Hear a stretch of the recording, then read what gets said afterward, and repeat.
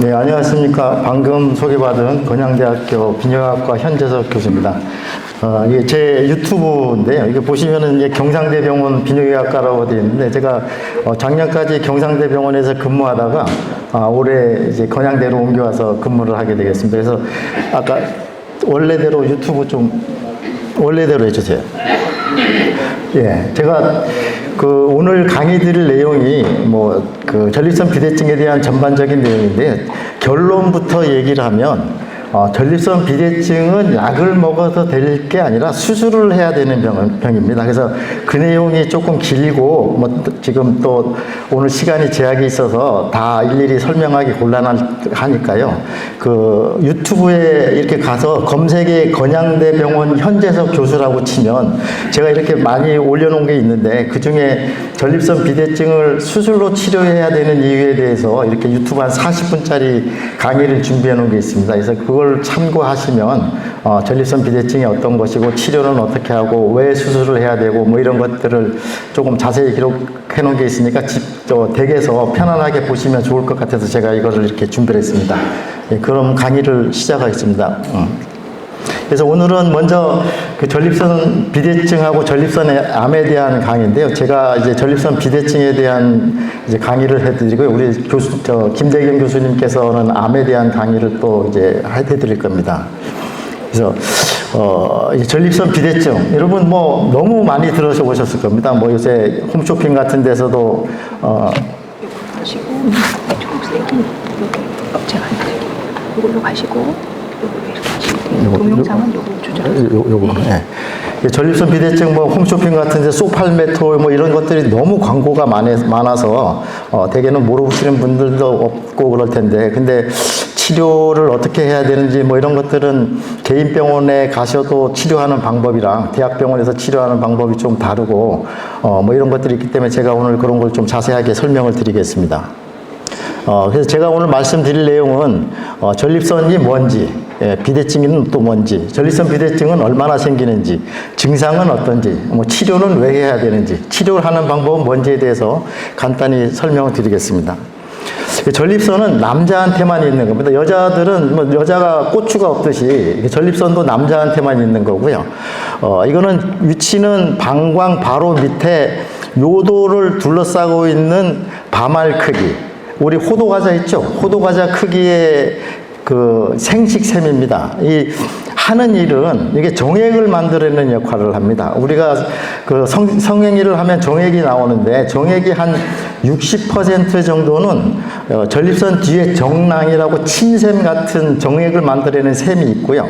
거기에서 한 60%를 만들어내고 한 30%, 40%는 이 전립선에서 만들어내서 생식 기능이 있는 동안에, 애를 낳을 동안에는 전립선이 필요하지만 애를 낳을 시기가 지나서 애를 갖겠다는 일이 없으면 이 전립선은 사실은 아무 쓸모없는 기관입니다.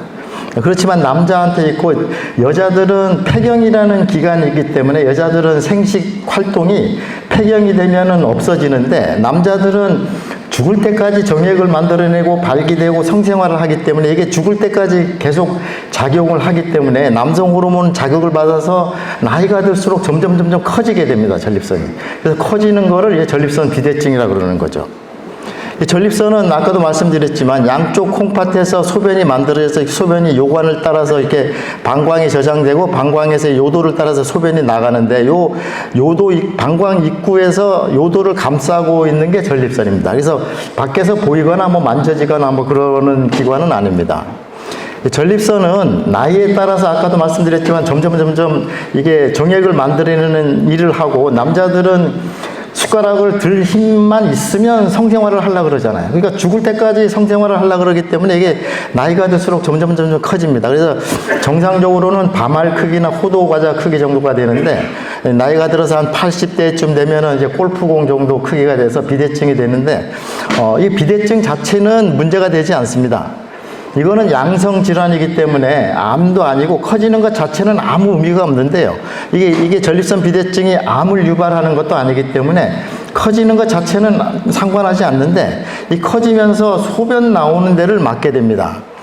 이 나이가 들면 이게 호르몬이 불균형해져서 이게 전립선이 남성 호르몬에 의해서 이제 계속 정액을 만들어내고 자극을 하기 때문에 공장이 계속 작동하다 보니까 공장이 점점 커지게 되죠. 커지게 되면 아까 소변 나가는 길이 이게 뻥 뚫어야 되는데 이걸 소변 나가는 길을 이게 양쪽에서 압박을 하기 때문에 그 압박에 의해서 배뇨곤란 증상이 생기고 방광에 저장하는 데 문제가 생기고 그러기 때문에 전립선 비대증이 생기는 겁니다. 암으로 변하는 것도 아니고요. 암하고는 아무 상관이 없습니다. 이게 아주 드라마틱하게 나타내는 건데 이게 밤알 크기 정도가 되는데 대개 한 40g, 50g, 60g 정도 되면 이렇게 커지죠.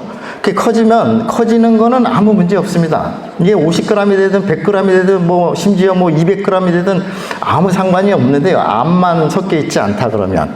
근데 이 소변 나가는 길을 막기 때문에 배뇨곤란 증상을 일으키게 되죠. 이게 방광을 굉장히 힘을 줘서 짜야 여기를 소변이 이 통로를 통과하게 되고 여러분이 그림을 보시면 이게 물리적으로 막혀 있는 거죠. 물리적으로. 이게 뭐 감기 걸려서 코가 맹맹거리거나 그래서 감기가 나오면 막혔던 코가 뚫리거나 뭐 이런 게 아니라 한 번 막힌 거는 평생 막히는 거고요. 문제는 점점 그 나이가 들수록 점점 심해진다는 게 문제죠. 이걸 약 먹고 이거를 뚫을 수 있을까요? 이걸 약 먹는다고 이걸 뚫을 수 있을까요? 제 생각에는 여기 스프링 한 5개 끼워 놓고 평생 지나야 뭐 효과가 있을까 말까 할 것 같아요. 그래서 되게 비대증 뭐 이렇게 병원에 가면 되게 약을 권하죠. 처음에는 이제 약을 권하는 게 순서가 맞기도 하고요. 근데 저는 약을 먹어서 효과가 없고 약을 먹어서 효과가 있더라도 되게 이게 전립선 비대증 생기는 게 한 50대부터 60대 이렇게 생기는데 요새 뭐 평균 수명이 한 85세로 잡아도 20년, 30년 동안을 약을 먹어야 되는데 이렇게 꽉 막아놓고 20년, 30년 동안 뭐하러 약을 먹겠습니까? 그냥 수술해서 여기를 뻥 뚫어 놓으면 그러면 약을 먹을 필요도 없는데 말이죠.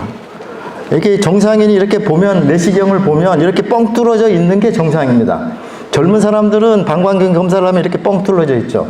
근데 비대증 있는 사람들은 방광 입구가 아까 전립선이 커진 거에 의해서 막히게 되니까 이게 소변 나온 데를 꽉 막아서 이게 틈이 없어서 배뇨곤란 증상이 일어나죠. 여자들은 이런 전립선이 없기 때문에 여자들은 오히려 기침만 하면 요런 상태죠. 여자들은 이런 상태로 나이가 드시기 때문에 오히려 기침만 하면 요실금이 생기고 뭐 이런 남자들하고는 전혀 다른 배뇨 증상을 나타내게 됩니다. 이 전립선 비대증의 유병률은 대개는 그 연령대하고 비슷합니다. 대개 50대부터 생기기 시작을 하는데 50대에는 50%, 60대에는 60%, 70대에는 70%, 80대에는 80%. 70대에는 70%니까 나도 전립선을 가지고 있고 친구도 전립선을 가지고 있고 그 삼촌도 전립선을 가지고 있고 다 가지고 있단 말이에요. 그러니까 우리나라 사람들은 이 전립선 비대증을 병이 아니고 노화 현상으로 하고 오인하고 계십니다. 비대증이 없는 사람은 젊은 사람하고 똑같이 소변을 잘 봅니다. 근데 제가 환자분한테 이렇게 비대증이 아주 심해서 되게 한 20g이 정상인데 60g, 70g, 뭐 100g 뭐 이런 사람들 오늘도 아까 제가 오전에 한 번 보고 왔는데 100g인데 소변이 곤란하시죠? 이렇게 보면 나는 소변 보는 데는 문제가 없어요. 그러면 밤에 그럼 몇 번 깨십니까? 그럼 한 4번 깨요. 이러죠. 밤에 4번 깨는 게 어떻게 그 잠을 자겠습니까? 그러면서도 자기는 아무 증상이 없다 그래요. 그런 분한테 그렇게 4번 깨지 마시고 수술 받으십시오 그러면 아이고 뭐 수술 받으면 너 옆집 아저씨가 수술 받았는데 소변이 샌다 그러더라 뭐 발기가 안 된다 그러더라 뭐 이런 조금 그 아주 과장된 말씀을 듣고서는 의사가 하는 말은 잘 안 믿고 옆에 누가 고생한다는 말은 아주 철저까지 믿고 그래서 수술을 잘 안 받으시려고 그래요. 그래서 제가 오늘 여기서 강의하는 주 목적이 이런 일반적인 사람들이 가지고 있는 생각이 잘못된 거다는 좀 계몽하고자 하는 그런 역할도 있습니다. 전립선 비대증의 증상은 아까도 말씀드렸지만 이게 물리적으로 막혀 있는 거기 때문에 막힘으로써 보이는 2차적인 증상들이 나타난 겁니다. 소변이 힘들게 되죠. 배뇨 증상이 생기고 그러면서 소변이 방광이 자꾸 짜게 되니까 방광이 예민해지게 됩니다. 그래서 저장 증상이라고 생겨서 배뇨 증상은 소변이 약하게 되죠. 쫄쫄쫄쫄 나오게 되고 배에 힘을 잔뜩 줘야지 나오게 되고 소변이 나오다가 끊기기도 하고 실제로 소변 보고 나면 잔뇨가 있고 잔뇨감도 남기고 그래서 빈뇨가 생기고 밤에도 보통 뭐 한두 번 일어나는 건 보통이고 심하면 뭐 서너 번 일어나시기도 하고 그 수돗물 소리만 들어도 막 소변이 급하게 나오려고 그러기도 하죠. 그래서 소변이 똑똑똑똑 떨어지고 아주 심하면은 소변이 한 방울도 안 나오는 일이 생기기도 하고 피가 나는 일도 생기기도 합니다. 그래서 소변이 빈뇨가 생겨서 이런 공공장소에 잘 못 가죠. 고속버스 이런 거 잘 못 타고 KTX를 타면은 화장실이 있으니까 KTX는 좀 낫고 뭐 이런 생활에 직접적인 문제가 생기기도 합니다. 소변이 아주 힘을 줘야지 나오고 이게 쫄쫄쫄쫄 나오죠. 근데 소변이 자꾸 끊겨지기도 하고 소변을 보면은 실제로 잔뇨감도 있고요. 실제로 잔뇨도 있습니다. 우리 남자들은 소변을 보면 잔뇨가 빵이라 해야 됩니다.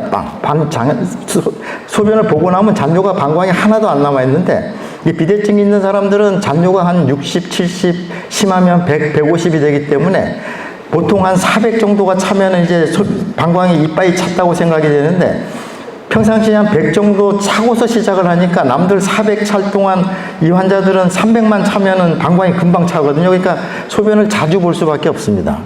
소변도 아주 막 급하게 나오고 아까 말씀드렸던 같이 수돗물 소리만 들어도 뭐 소변이 찔끔찔끔 나오고 팬티에 젖기도 하고 소변을 아주 힘을 줘야지 소변을 볼 수도 있고요. 밤에 뭐 한 두세 번 보는 건 아주 뭐 보통이고요. 뭐 그걸 또 당연한 거로 알아요. 당연한 거로. 비대증이 없으면 야뇨증이 생기질 않습니다. 심하면은 이렇게 아주 요폐가 생겨서 특히 겨울에 이런 환자들이 많습니다. 특히 감기약을 잘못 먹어서 소변이 한 방울도 안 나와서 응급실로 쫓아와가지고 이렇게 소변줄을 넣고 빼야 되고 뭐 이거는 사실은 요폐까지 온 거는 전립선 비대증이 갈 때까지 간 거죠. 이런 요폐가 생기면. 되게 이렇게 해서 요폐까지 생긴 분들은 제가 수술하라 그러면 군말 없이 하는데요. 그 전에 뭐 밤에 서너 번 깨고 뭐 급하게 나오고 약을 또 뭐 20년 동안 먹어야 되고 뭐 그런 분들도 수술하라 그러면 이 수술까지는 뭐 이렇게 좀 고개를 갸우뚱하시는 분들이 많습니다. 이걸 그래서 치료를 않고 놔두면 가장 먼저 나타나는 게 방광이라는 게 아주 고무줄 같은 거거든요. 우리가 빤스를 세고 사면 고무줄이 탱탱하잖아요. 그렇게 돼야 되는데 이제 자꾸 고무줄이 늘어났다 끊어졌다 그래서 빤스를 뭐 한 10년 동안 입고 나면은 그게 고무줄 기능이 거의 없어지지 않습니까? 그런 식으로 방광도 고무줄 기능이 없어져서 방광이 고무풍선이 돼야 되는데 심한 경우에는 이게 방광이 비닐봉지 같이 돼요. 비닐봉지. 좀 심하면은 플라스틱 같이 딱딱해져요.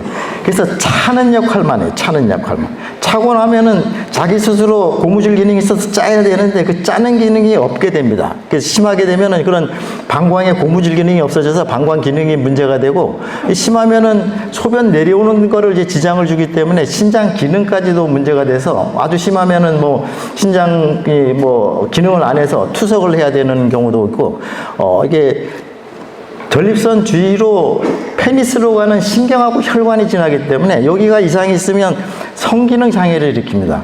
수술하고 나면 대개는 성기능을 좋아지는 걸 느끼는 사람들이 많습니다. 수술을 해주면. 일상생활에 지장이 있는 거는 자꾸 빈뇨 증상이 있고 뭐 요절박감이 있고 그래서 다른 사람하고의 그 일상적인 단체 생활하는 거는 좀 문제가 있죠.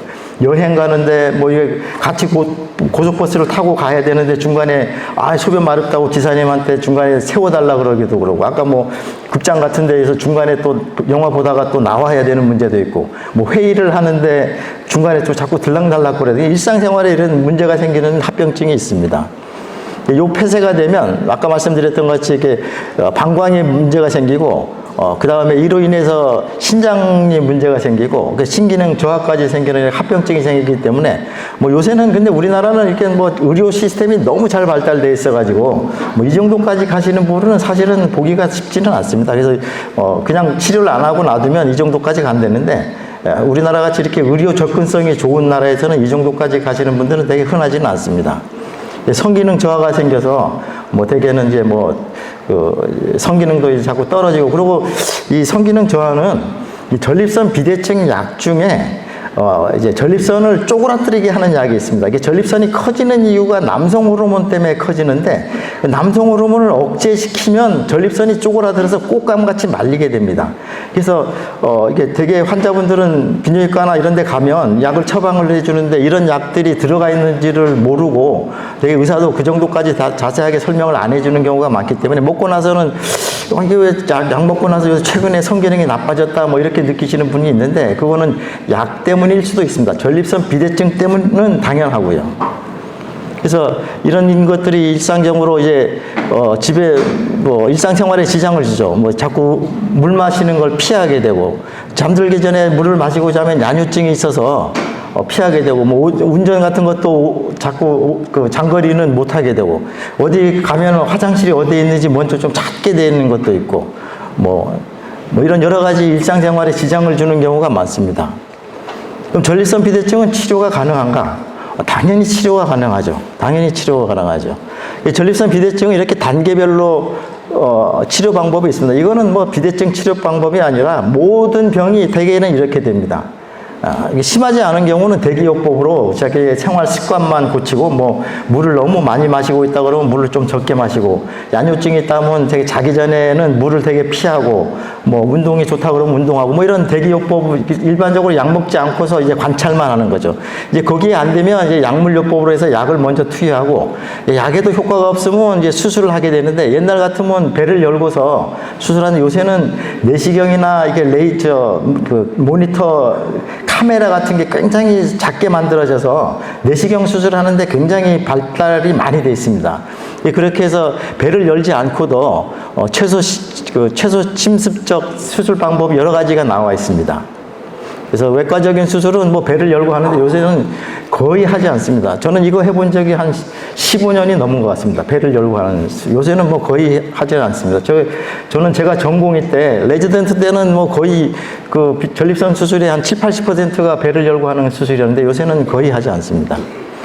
약물요법은 이건 여러분들이 뭐 이 정도까지 자세하게 알 필요는 없는데요. 되게 비뇨기과에 가면 되게 이 세 가지 약을 전립선 비대증 약이라고 처방을 합니다. 이 알파 차단제라는 거는 혈압약 같은 건데, 혈압에도 근육이 있죠. 혈압의 근육.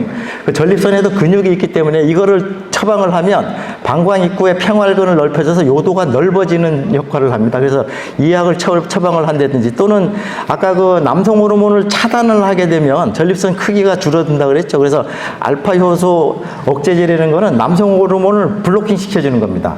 근데 사실은 저는 외래에서 이 약을 거의 쓰지 않습니다. 왜냐하면 50대 넘어서 60대가 되면 성기능이 떨어지고 근력이 떨어지고 자꾸 뭐 우울증이 생기고 그러는데, 그래서 남들은 뭐 산삼, 보약 일부러 다 찾아 먹는데 말이죠. 남성 호르몬을 억제하면 전립선 하나 살려보겠다고 남성 호르몬 억제해서 기억력 떨어지고 근력 떨어지고 성기능 떨어지고 소변 보는 데는 조금 좋을지 모르지만, 뭐 이 약을 죽을 때까지 먹는 거는 저는 거의 뭐 이 약을 혐오하는 사람입니다. 그렇지만 대부분의 비뇨기과 의사는 95% 이상은 이 약을 대개는 그냥 보통 씁니다. 그러니까 지금 제가 하는 이 얘기는 저 혼자의 좀 특이한 현상이기 때문에, 뭐 약 처방하는 것 자체를 다른 데 가서 이렇게 약 처방한다고 뭐라고 그러시면 그건 안 되고, 제 생각입니다. 제 생각. 그리고 발기부전 치료제를 주면 이것도 성기능에 굉장히 도움도 주지만 소변 나오는 것도 굉장히 효과를 보기 때문에, 아마 전립선 비대증, 여기 앉아 계신 분들은 그래도 전립선에 관심이 많아서 비대증 약을 취하고 계신 분들도 많고 그럴 텐데, 요새 그 발기부전 그 매일요법이라고 그래서 이거 처방을 받고 이렇게 드시고 계신 분들이 많을 겁니다. 그래서 실제적으로 효과도 좀 좋습니다. 그래서 전립선 비대증은 이렇게 약으로도 치료하지만, 아까도 말씀드렸지만 이 약을 그러면은 언제까지 먹느냐? 죽을 때까지 먹어야 돼요. 죽을 때까지. 고혈압, 당뇨 진단받으면 약을 언제까지 드십니까, 여러분? 죽을 때까지 먹잖아요. 이것도 1년 먹는다고 완치가 되는 게 아닙니다. 그래서 이 모든 병의 치료 방법에는 두 가지가 있습니다. 이거는 제 유튜브를 보시면 나오는데, 치료는 영어로는 트리트먼트라고 그러는데, 케어하고 큐어라고, 케어는 관리하는 거고요. 큐어는 완치를 뜻합니다. 케어는 고혈압, 당뇨 있는 거는 고혈압약, 당뇨약을 한 달 먹는다고 그 병이 완치되나요? 안 되죠. 죽을 때까지 먹어야 되죠. 말기암 환자한테 약을 투여한다고 암이 완치가 되나요? 안 되죠. 관리만 하는 거죠. 관리만. 고혈압약, 당뇨약을 처방만 하는 거는 완치가 아니고 케어. 우리가 뭐 환자를 케어한다 그러죠. 관리만 하는 거죠. 나빠지지 않게. 근데 큐어, 완치가 되는 병이 있습니다. 우리가 종기가 생기면 종기를 째서 고름을 짜고 항생제 일주일분 쓰면 그 다음에 종기 치료하는 사람은 없지 않습니까? 물론 그 다음에 또 종기가 생기면 종기를 치료하겠지만 말이죠. 우리 암도 초기암인 경우, 위암 초기다 그러면 위암 수술해서 위를 떼서 던져버리면 위암 가지고 치료하지 않지 않습니까? 마찬가지로 그것도 이제 완치가 되는 거죠, 완치. 전립선 비대증도 약을 투여한다는 개념은 완치를 기대하는 건 아니고요. 케어하는 거, 관리하는 목적이죠. 그렇게 해서 내가 뭐 수술 받지 않고 내가 죽을 때까지 그렇게 하고 싶다. 그러면 그렇게 하시면 됩니다. 그렇지만 수술해서 큐어, 완치를 시킬 수 있는 방법이 있기 때문에 저는 될 수 있으면 환자한테 수술을 받지 뭐하러 20년, 30년 동안은 그 쓸데없이 말이죠. 대부분 효과도 없는 사람들이 많습니다. 또 약을 먹으면서도. 그래서 그런 치료 방법 중에 제일 좋은 방법이 홀랩 수술 방법입니다. 이건 제가 수술을 실제 많이 했고, 뭐, 이게 제가 뭐 이 수술 방법은 뭐 우리나라에서도 제가 뭐 몇 번째 안에 들 정도로 수술을 많이 했고, 이 수술 방법이 사실은 우리나라에서 몇 번째 안에 들 정도로 수술을 많이 한다는 얘기는 전 세계에서 제일 많이 한다는 얘기입니다. 전 세계에서. 우리나라는 이게 워낙 수가가 싸기 때문에 외국에서는 우리나라는 이 수술을 하면은 한 120만 원에서 150만 원 받는데요. 미국에 가면 이게 2천만 원이 넘습니다. 그래서 제가 만약에 미국에 가서 똑같은 양을 수술했으면 저는 뭐 억만장자가 됐을 겁니다, 지금. 그래서 홀랩이라는 레이저를 이용해서 이제 수술하는 방법이 이제 가장 좋은 거고요. 전 세계 비뇨기과 의사들이 이게 골드 스탠다드, 아주 제일 좋은 치료 방법이라고 이미 결론이 났습니다.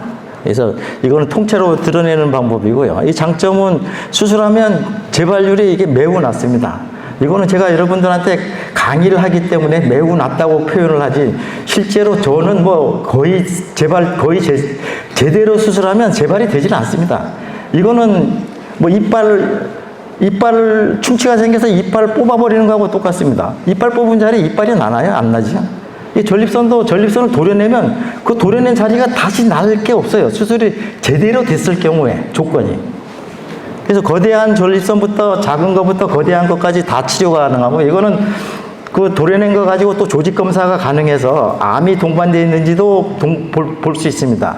제가 수술한 경험에 의하면 100명을 수술하면 한 2에서 3% 정도가 암이 발견됩니다. 자기도 모르고 있던 암이, 그래서 추가로 이제 수술할 수도 있고요. 이게 수술하고 대부분은 다음날 태어납니다. 수술하고 다음날. 되게 2박 3일 코스고요. 수술은 되게 한 30분에서 1시간 정도 걸리고요. 비용은 한 120만 원에서 150만 원 정도. 그래서 뭐 이렇게 부작용은 이게 역행성 사정이라고 방광 입구를 뻥 뚫어 놓기 때문에 정액이 안으로 들어가는 유일한 부작용이 있습니다. 그래서 요거는 감수를 해야 되고, 되게 나이가 비대증에 있는 나이가 임신을 해야 될 나이는 아니기 때문에 몸에도 지장이 없고 큰 문제는 없습니다. 일시적 요실금이 생길 수 있는데 요거는 뭐 한 달이나 두 달에는 수술하고 나서 일시적으로 생기는 거고요. 근데 이 수술 방법의 가장 큰 문제점이 이 수술을 익숙하는데 숙달된 경험이 필요합니다. 그래서 대학병원에 여러분들이 많이 가도 수술을 먼저 권하는 의사가 없습니다. 이게 왜 그러냐면 수술이 혹시 잘못돼서 99명 수술이 잘 되고 1명만 수술이 잘못되면요, 의사는 이 수술의 정내미가 떨어집니다. 왜냐하면 수술이 잘못되면 계속 와서 수술이 잘못됐다고 평생 환자가 쫓아다니거든요. 제가 99명 열심히 수술했는데 한 사람 잘못되면은 그거에 스트레스 때문에 되게 수술을 권하지 않는 선생님들이 많습니다. 저는 아직까지는 다행으로 이 수술하고 그렇게 제가 뭘 시달려 본 적이 없어서 지금도 오면은 얼굴 처음 보더라도 저는 수술하라고 권하는 경우가 많습니다. 그래서 수술은 이렇게 레이저로 이렇게 들어가서 수술하고요. 이게 이렇게 막혀 있는 걸 이렇게 뚫는 겁니다. 이렇게 뚫어버리면 이거 약 먹고 이거 벌어질까요? 이게 아까 말씀드렸지만 스프링 한 5개 꽂아놔야지 이게 효과가 있을까 말까. 이거는 뻥 뚫어져 있는데 이거 죽을 때까지 약을 먹을 게 뭐가 있습니까, 이게? 죽을 때까지 약을 먹을 게 없죠. 대신에 정액이 나오는 구멍이 여기거든요. 여기인데 여기는 지금 막혀 있는데 정액이 나오는 구멍이 여기 있는데 수술하고는 이게 정액이 방광 안으로 들어가는 부작용이 하나는 있습니다. 이제 그거는 뭐 사람에 따라서는 성행위를 하는 패턴이 다 다르기 때문에 어떤 분들은 이게 그런 일이 있으면 나는 죽어도 수술 못 하시는 분들도 있고, 뭐 대부분은 뭐 애 낳을 걸 아니면 뭐 상관없다 이렇게 얘기를 하죠. 얘기를 하는데 그러고 수술하고 나면은 그전에는 성행위를 거의 안 하다가 아까 말씀드렸지만 이거 수술하면은 성기능이 굉장히 좋아지거든요. 그래서 그 다음에는 성생활을 해요. 했는데 이게 안 나오면 또 이게 2%가 부족한 거예요. 그럼 제가 그 전에 이 얘기를 했지 않습니까? 그런데 그래도 내가 이렇게 성행위를 다시 할 줄 몰랐다 이렇게 생각하면서 2% 아쉬워하시는 분들이 대부분입니다. 그래서 이거는 수술해서 MRI를 찍어보면 이렇게 꽉 막혀 있는 거를 이거 쏙 도려내가지고 여기 소변줄을 만들면 이 뭐 죽을 때까지 약을 먹을 일이 뭐가 있겠습니까, 이게. 예? 근데 대부분은 이렇게 안 하고 이렇게 해놓고서 죽을 때까지 약을 먹고 있어요, 그냥. 죽을 때까지 약을 먹고 있어요. 약도 듣지도 않아요, 그냥. 예? 지금 얼마나 답답하겠습니까? 이 수술하는 개념은 이 껍데기만 놔두고 알맹이를 쏙 빼는 개념이고요. 이거는 이제 실제로 제가 수술하는 영상을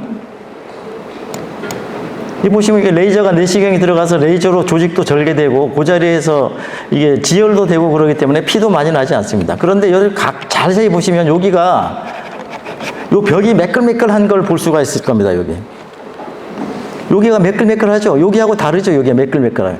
이게 전립선을 깎아내는 게 아니고요. 양파 결을 따라서 이렇게 그 감귤 껍데기만 놔두고 버르듯이 그렇게 버려내는 겁니다. 근데 이게 노하우가 굉장히 필요합니다. 요렇게만 잘 도려내면 양파 속만 그 결을 따라서 잘 하면 어금니 뽑아내기 때문에 그 안에서 자라나올 조직이 없습니다. 여기 있는 조직하고 요 안에 있는 조직은 자라는 방향이 다르기 때문에요. 이게 자라 들어와도 막히지는 않습니다. 근데 이거를 대충 이렇게 조금 남겨놓고 잘리게 되면 그 남은 데서 재발이 돼서 그래서 뭐 재발을 하느니 마느니 그러는데 수술을 잘하는 사람이 이렇게 보면 이게 눈에 보입니다. 아, 이거 저거는 재발하겠네, 안 재발하겠네. 이제 그 다음에 이제 이거는 제가 워낙 하는 수술이니까 이거는 뭐 제가 설명드리는데 이거 말고도 유로리프트라고 이게 뭐 여러분 인터넷이나 뭐 유튜브 같은 데 보면 결찰술이라고 묶는 거를 하고 있습니다. 근데 이거는 아까 홀랩 수술은 전신 마취를 해야 되는 좀 그 불편함이 있습니다. 근데 이거는 전신 마취를 안 하고 국소 마취로 합니다. 국소 마취로 하고 이거는 역행성 사정이 생기질 않습니다. 이 역행성 사정이 생기지 않는다는 얘기는 방광 입구를 다 열어놓지 않는다는 얘기입니다. 그래서 약간 불안전하다는 얘기고, 그리고 이거는 사실은 묶는 게 아니라 전립선을 호치키스 같은 것으로 찍어 누르는 겁니다. 그래서 이거는 대개 한 2년, 3년쯤 갑니다, 효과가. 그리고 이거는 보험이 안 되기 때문에 수술 비용이 1,000만 원이 넘습니다. 조금 잘한다, 소문난다 하는 데 가면 제가 환자들한테 물어보면 한 2,000만 원까지 받는 사람도 봤습니다. 근데 한 2년, 3년 갑니다. 이거 저는 공짜로 해준다고 해도 안 합니다. 예? 근데 환자분들이 이게 저는 이제 대학에 있기 때문에 이게 저는 안 하는데 개인 병원이나 이렇게 해서 자기 수입에 관련이 있는 의사 선생님들은 이거 아까 제가 이거 비싸야 150만 원인데 150만 원짜리 하겠습니까? 1,000만 원짜리 하겠습니까? 근데 그거를 제가 뭐라고는 못하죠. 근데 이것도 해야 될 사람들이 있습니다. 나이가 90이 넘대든지 그래서 여명이 한 3, 4년 남대든지 이런 사람들은 전립선 수술을 해서 뭐 그게 크게 오래 효과를 보지 않을 거면 그럼 이 수술을 해가지고 마취도 안 하고 뭐 비용은 들지만 마취도 안 하고 적당히 해서 내가 죽을 날까지 뭐 소변 보는데 문제가 없으면 그런 사람들은 해도 됩니다. 그리고 뭐 심장병이 심해서 뭐 마취하는데 전신 마취하는데 문제가 있다. 그럼 어차피 무슨 치료는 해야 되는데 이거 재발하더라도 이거 할 수 있습니다. 뭐 저는 대학에 있으니까 그런 사람들은 선별적으로 해야 되는데 조금 우리나라는 의료 시장이 조금 이제 수익이 조금 관여를 하기 때문에 조금 유튜브나 이런 데는 좀 광고가 또 들어가기 때문에 좀 그런 거는 제가 조금 우려하는 면이 있습니다. 그거 말고도 리튬이라고 해서 이거는 뜨거운 증기를 전립선에다가 바늘로 찌르면 뜨거운 증기에서 익혀질 거 아니에요? 익혀지고 나면 그게 한 달쯤 지나면 괴사가 돼서 그게 쪼그라들기 시작합니다. 그런 방법도 있는데 이것도 마찬가지로 한 돈 1,000만 원이 넘고요. 이거는 바늘을 찌를 때 골프공 같이 이렇게 듬성듬성 되기 때문에 깨끗하게 되지가 않습니다.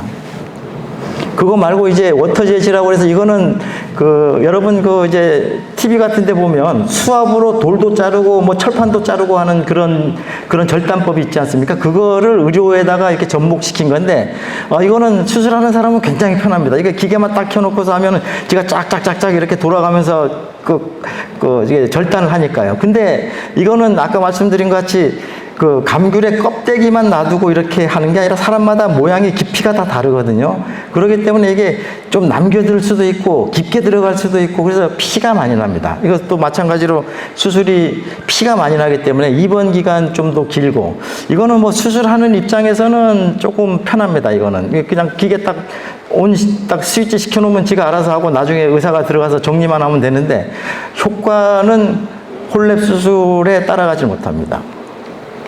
이거 아이틴트라 그러는 건 이거는 이렇게 용수철 그물 같은 건데요. 그물, 쇠로 된 그물 같은 거를 이제 방광 입구에다가 이렇게 임시 놔뒀다가 뭐 한 달, 두 달 놔두면 이렇게 확장된 효과가 있어서 이제 그걸 나중에 빼버리면 되는데 이건 뭐 피도 나지 않고 뭐 이렇게 아주 간단한 방법이 있습니다. 그렇지만 이거는 그 덩어리를 없애는 게 아니기 때문에 효과는 마찬가지로 아까 말씀드린 것 같이 홀랩 수술에 갈 수가 없습니다. 그래서 제가 오늘 말씀드릴 내용의 결론은 이게 전립선 비대증은 뭐 여러분들 뭐 시중에 너무 이렇게 매체나 이런 데서 많이 있어서 이게 비대증이 뭔가는 아마 다 알고 계실 겁니다. 제가 또 오늘 이렇게 말씀을 드렸으니까 그러면 약물로 치료를 하시면 됩니다. 약물로 치료를 하시면 되지만 저는 약을 20년, 30년 동안 그렇게 먹는 게 효과가 있느냐 하는 의구심을 가지고 있어서 제가 말씀드릴 내용은 결국은 수술하는 게 낫다. 약물은 죽을 때까지 먹어야 된다. 20년 동안. 60대에 가서 이제 약물 처방을 받기 시작하면 20년, 25년을 먹어야 되는데 그 약물을 25년, 이 약물로 인한 부작용이 있습니다. 아까 같이 뭐 전립선을 쪼그라들게 하는 거는 성기능 장애도 일으키기도 하고요. 그 다음에 뭐 어지럼증도 일으킬 수 있고요. 그 약물 치료에 대부분 또 시간이 지날수록 안 듣죠. 전립선은 전립선대로 커지니까요. 그래서 약물 해도 뭐 밤에 두세 번 깨고 서너 번 깨고 하는 게 나아지지가 않습니다. 그리고 가만히 놔두면 이게 문제가 생기고요. 그리고 약물에서 효과가 있는 사람들은 수술하면은 10배는 더 좋아지겠죠, 아마. 약이 M16 기관단충이라 그러면 수술하는 거는 그냥 미사일 한 대 쏘아놓는 건데, 전쟁하면서 적진에 가서 M16 가지고 맨날 쏘는 것보다 거기 미사일 한 방 빵 터뜨려 놓고서 다 죽여버리면 그 다음에 거기 뭐 갈 일도 없을 거 아니에요. 근처에 갈 일도 없을 거 아니에요. 수술하면은 약물을 중단하고요. 그래서 아까 말씀드렸지만 약물은 케어라 그러면 이거는 큐어죠, 큐어, 완치. 그리고 이 되게 수술 비용이 한 150에서 200만, 뭐 많이 들어야 한 150, 뭐 200만 원 든다고 쳐도 약 한 2년, 3년 병원에 왔다 갔다 하는 거, 뭐 피 검사하는 거, 뭐 이런 거면은 20년 동안 돈 들어가는 것보다 2년, 3년 들어가면은 그로 땡 하면 그게 더 낫지 않을까요? 그래서 전립선 비대증은 수술이 정답이고 완치가 가능하고 약물 투여를 끊을 수 있다. 그리고 효과도 훨씬 좋다. 이거는 사실은 제 개인적인 얘기입니다. 병원에 가서 약 처방한다고 당신 왜 약 처방하냐고 권양대 갔더니 현재석 교수가 약은 쓸데없는 일이라고 그러는데 그러지는 마십시오. 이건 제 개인적인 생각입니다. 그래서 전립선 비대증은 놔두면 증상이 악화가 돼가지고 일상생활에 지장을 초래하게 되고요. 합병증을 초래해서 그냥 놔두면 안 되겠죠. 그래서 반드시 치료를 해야 되고 여러 가지 치료 방법이 있는데 이제 제가 많이 실행하는 이제 홀랩 수술 같은 거를 홀랩 수술도 뭐 꼭 저한테 하라는 얘기는 아니죠. 뭐 이제 그러니까 뭐 익숙하고 수술을 잘 하시는 분한테 대신에 가서 하셔야 됩니다. 그렇게 하시면 평생 약을 먹을 일도 없고 이제 전립선은 뭐 병원에 눈길도 줄 일이 없습니다. 그래서 제가 지금 수술하고서 되게 3개월 이후에는 이제 병원 근처에는 얼씬도 말라고 그럽니다. 제 환자들한테. 경청해 주셔서 감사합니다. 본 영상은 전립선 비대증에 대한 일반인의 이해를 돕기 위한 교육 목적으로 현재석 교수가 개인적으로 제작한 컨텐츠입니다. 본 영상 및 영상에 포함된 모든 자료의 무단 복제, 편집, 재배포 및 영리적 이용을 금지합니다. 본 영상은 건양대학교 병원의 공식 콘텐츠가 아니며 영상의 내용과 의견은 건양대학교 병원의 공식 입장과 무관합니다.